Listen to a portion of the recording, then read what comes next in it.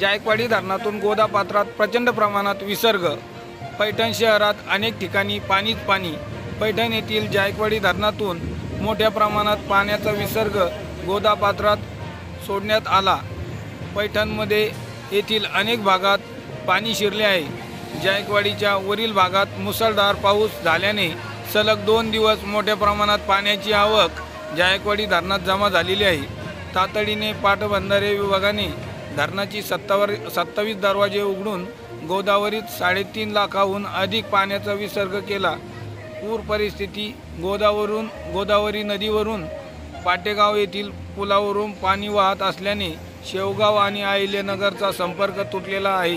परिणामी पैठण शहरात गागाभट चौक, ढोलेश्वर मंदिर, छत्रपती शिवाजी महाराज स्मारकासमोरील मुख्य बाजारपेठेच्या रस्त्यावर व छोट्या मोठ्या दुकानात 5 फूट पाणी जमा झाले होते।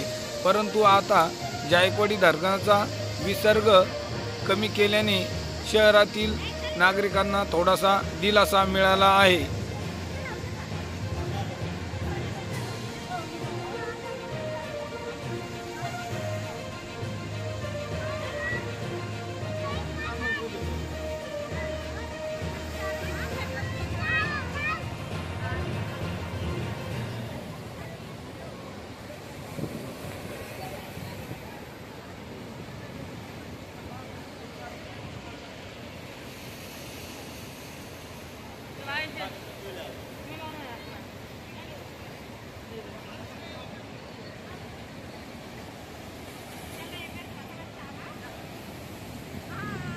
कितनी सुंदर कार का हवा लग जाएगा।